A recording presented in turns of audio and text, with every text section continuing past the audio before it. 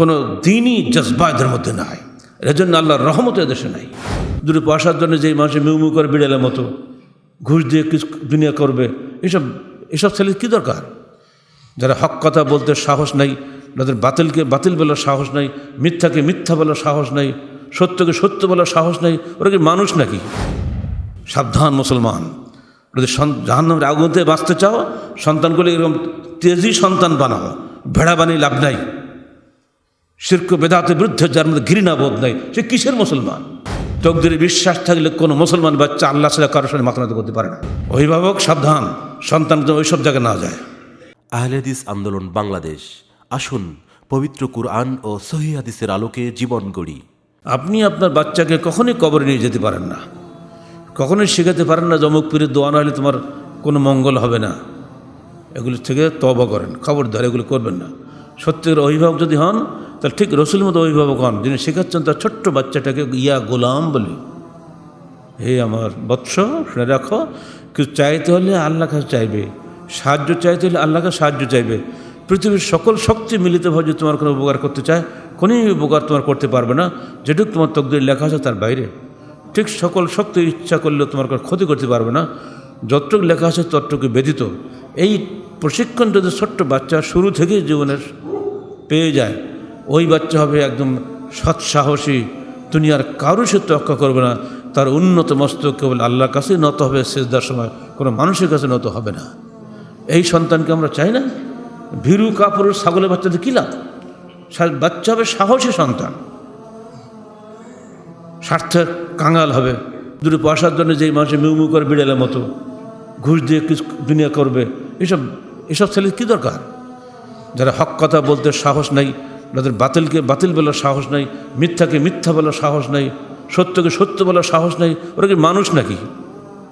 এই সন্তান কামনা করতে হবে অভিভাবকদের, এবং সেজন্য যা যা করণীয় করতে হবে।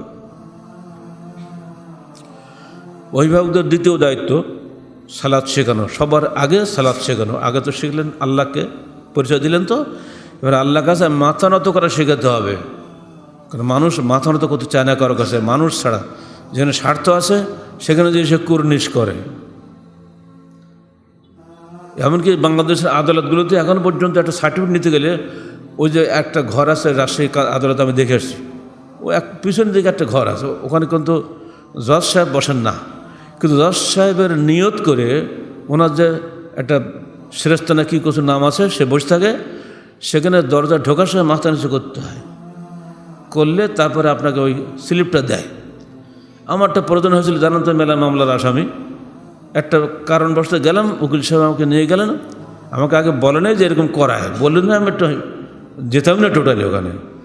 ওখানে যাওয়ার পরে সেই লোকটা আমাকে বলতেছে এরকম করেন। কেন?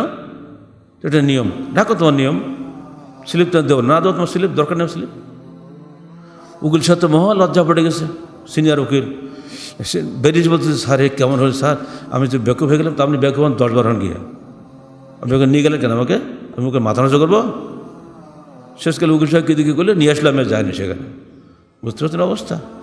এখনও পর্যন্ত এই বাংলার জমিনে এই সমস্ত শিরকি রেওয়াজদের রাজনীতির নামে, সরকারের নামে, দিক এসব সরকার, এইসব রাজনীতি কিসের আদালত? এগুলো লজ্জা করে না? মুসলমানের ওকালতি করো, বিচারকগিরি করো, এগুলো বাতিল করতে পারো না?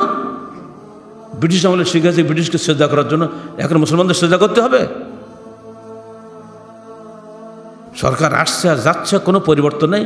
যত দুর্নীতি খালি বাড়তেই আছে, কোনো পরিবর্তন নেই দেশের। কী এগুলো সব?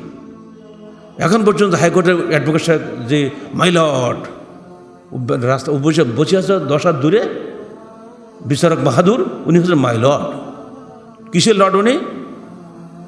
রব নাকি? লজ্জা করে না? এখন পর্যন্ত রাজশাহী আদালতে গেলে উকিল সাহেবরা জিজ্ঞেস করে, ফতোয়া স্যার কী করবো? এসে বসলে যদি দাঁড়াতে হয়, আগে ঘোষণা দেয়, আসতে চায় না, এবার একটা ঘোষক আছে, ঘোষণা দেয়। এবার উনি আসলেন, বাঘের বাচ্চা, বজমদারের বাচ্চা, এসে বসলো, সবাই উঠে দাঁড়াতে হবে। কেন? উনি কে?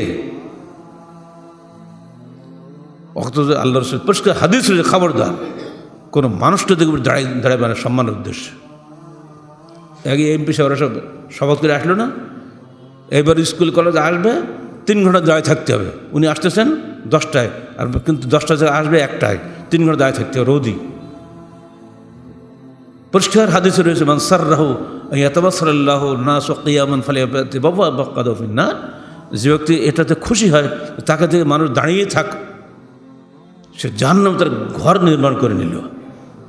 এইসব তো বেয়াদবগুলো, আর আবার মুসলমানদের জনপ্রতিনিধি। ইসলাম যাকে অ্যালাউ করেনি তারা তাই করে, আর মুখে ধোকা দেয় কোরআন সুন্নাহর বিরুদ্ধে আইন করবো না।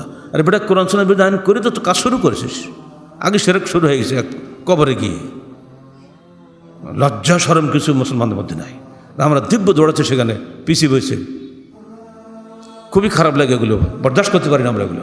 তৌহিদের বিরুদ্ধে কোনো কথা হলে কোন মুসলমান যদি বরদাস্ত করে, তো মুনাফিক। কিসের মুসলমান ওটা? যে মুসলমানের মাথা নত হবে কবরে নয় মসজিদে, আল্লাহর কাছে, সে মুসলমান যাচ্ছে কবরে, এখানে সেখানে। একটা স্লিপ নেবো আমার টাকা দিয়ে খরচ করি বেটা, সেখানে যে মাথা নষ্ট করতে হবে? তুমি কে? এত বাজে জিনিস চলছে সর্বত্র, কারাগারে পর্যন্ত এখনও চলছে। ধ্যান করতে হবে। গোপালগঞ্জ কারাগার নিজে দেখে আসছি, প্রথম দিনে প্রথম ধমকে আউট হয়ে গেছে। 4 দিন ছিলাম, একটা দিনও ধ্যান করতে আসেনি বেটারা। বেটা বন্ধ করো, কিসের ধ্যান? মুসলমানের বাচ্চা ধ্যান করো, ধম ধম করে বাড়ি দেবে টিনের চালে। মানে কিসের কি এটা?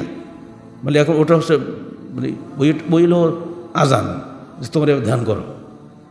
কীটা বলে ব্রিটিশ আমাদের চলে আসছে জেল কোর্ট। কে বলছে আপনার কোর্ট বের ফেলেন? 2 বার দেশ স্বাধীন হলো, এরপরে আবার ধ্যান করা? মুসলমানের আজান দেন, আমরা সালাত আদায় করবো, কিসের ধ্যান? শুরু হয়ে গেল।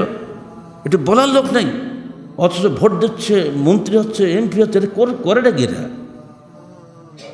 কোনো দিনই জজবা এদের মধ্যে নাই। এর জন্য আল্লাহর রহমত এদেশে নাই। সাবধান মুসলমান, যদি জাহান্নামের আগুনতে বাঁচতে চাও, সন্তানগুলো এরকম তেজি সন্তান বানাও, ভেড়া বানিয়ে লাভ নাই। শিরক বেদাতের বিরুদ্ধে যার মধ্যে ঘৃণা বোধ নাই, সে কিসের মুসলমান? যদি মা রান্না করে দেয় তরকারি, পচা তরকারি দিয়ে আপনি খাবেন? ছুরি ফেলে দেবে একদিকে। এগুলো তো পচা জিনিস, এগুলো ঘৃণাও লাগবে না একটু?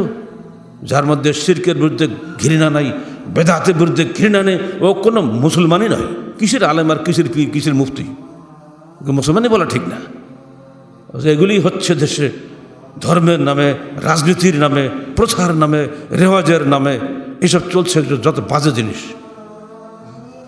অভিভাবক সাবধান, সন্তান যেন ওইসব জায়গায় না যায়। এবং গড়ে তোলো, তোমার সন্তান বাড়ি থাক, কিন্তু ওইসব প্রতিষ্ঠানে ঢুকে দিও না যেন শিরক বিদ্যা শেখায়। বাড়ি বসে যা শেখে তাই ভালো, লালচ শেখায় হালাল খাক, হারাম খোর যেন না হয়। ইবনে আব্বাসকে কী শেখালেন শুনে রাখেন ভালো করে, যেন ভুল না হয়। তৌহিদ শেখালেন, তকদির শেখালেন। তৌহিদ টিকে থাকে তকদির বিশ্বাসের পরে। যার মধ্যে তকদিরের বিশ্বাস নাই, সে তৌহিদের উপর টিকে থাকতে পারে না। এই জন্য মৌলিক 2টি জিনিস এখানে শিক্ষা দেওয়া হলো। এরপরও তকদির সম্পর্কে আরেকটা মাথায় রাখবেন, যখন আমরা মায়ের গর্ভে ছিলাম 120 দিন বয়স, তখনই আল্লাহ পাক ফেরেশতা পাঠিয়ে দিয়েছেন এবং সেখানে আমাদের 4টে বস্তু লিখে দিয়েছেন। আমার সঙ্গে বলেন, মুখস্থ করেন, যেন বারবার কিন্তু আমি জিজ্ঞেস করবো। প্রত্যেকটা মুসলমানের এগুলো মুখস্থ, মানে কি একবারে যেরকম বাবার না ভুল হয় না, এটা যেন সে ভুল না হয়। আজাল, আমাল, রিজিক, সাঈদ আম শাকি, জান্নাতি না জাহান্নামী, এই 4টা জিনিস লেগে থাকে সেখানেই। আজাল মানে আয়ুষ্কাল, আমল মানে কাজ, রিজিক মানে রুজি, আর সাঈদ মানে সৌভাগ্যবান, শাকি মানে দুর্ভাগা। এর মানে এক কথা, এর পরিণাম ফল জান্নাতি না জাহান্নামী। এই 4টা বস্তু যখন আমরা 120 দিন ছিলাম মায়ের গর্ভে, তখনই আল্লাহ পাক লিখে দিয়েছেন, এর কোনো রকম ডাইনিবা হবে না। দুনিয়ার পীর মিলে যদি আমার জন্য সুপারিশ করে আল্লাহর কাছে, কোনো কিচ্ছু হবে না। নবী রসুল পর্যন্ত যদি সুপারিশ করে, কিছুই হবে না, সব ওইখানে রেডি করা আছে। এই তকদির যদি আপনার মধ্যে থাকে, আপনি কি যেখানে যে মাথা নত করবেন নাকি? মহস্তান করে যাবেন, কটকারি বাজা খেতে যাবেন, 18শি যাবেন, চরমানে কি নজর নিয়ে আস দেবেন, যাবেন ওই পি শাহজালাল নাকি সিলেটে আছে, যাবেন কি মাইজ ভান্ডারে, ঢাকার হাইকোর্টের সামনে ল্যাংটা পীর শুয়ে আছে, বেটা সারা জীবন ল্যাংটা ঘুরে বেড়াচ্ছে, সে আর পীর হয়ে গেছে। সেখানে কি হাইকোর্টে হুজুরা সব আইনজীবীরা যে সব সেবা দেয়, এটা কি? আপনার তকদির বিশ্বাস নাই বলে আপনি এটা করেন। তকদির বিশ্বাস থাকলে কোনো মুসলমান বাচ্চা আল্লাহ ছাড়া কারোর সাথে মাথা নত করতে পারে না। জানে আমার তকদির যা আসছে তা তো হবেই, আমাকে খালি আমি যেহেতু তকদির আমি জানি না, অত আমাকে হক বেছে চলতে হবে, কোরআন হাদিস মেনে চলতে হবে। এরপরেও যদি তকদিরে থাকে আমি জাহান্নামী হব, তাহলে ওই জান্নাত দেখা যাচ্ছে আর এক হাত দূরে, ওখান থেকে আল্লাহ পাক আমাকে দিয়ে এমন এক কাজ করাবে আমি চলে যাবো জাহান্নামে। আছে না যেটা? আর যদি আল্লাহ পাক আমার তকদিরে জান্নাতে লিখে রাখে, সারা জীবন বেঈমানি করলাম কিন্তু না, মৃত্যুর আগে এমন কাজ আমি করব, আল্লাহ পাক খুশি হয়ে আমার সব গুনাহ মাফ করে জান্নাতে পাঠিয়ে দেবে। এই বিশ্বাস যদি মজবুত না থাকে, ও কিসের মুসলমানও? নামের আগে পিছিয়ে লেজলাম মকে দিয়েছে, মুফতি মোকাল্লেদ কি সে কুতুব কী সব আবল তল, এক গাধা। সে নাম খুঁজতে গেলে পরে 2 লাইন পড়তে হয়, তারপর নামটা খুঁজে পাওয়া যায়। এত লকব, এত কী সব এগুলো হচ্ছেটা কি? দুটো জিনিস তাহলে পেলেন, বাচ্চাকে শিক্ষা দিতে ছোটো থেকে, এবং প্রধান শিক্ষা হবে তৌহিদ ও তাকদীর। এই দুটো আগে শিখেছেন আল্লাহ রসুল তার ছোট্ট বাচ্চা চাচাতো ভাই আবদুল্লাহকে।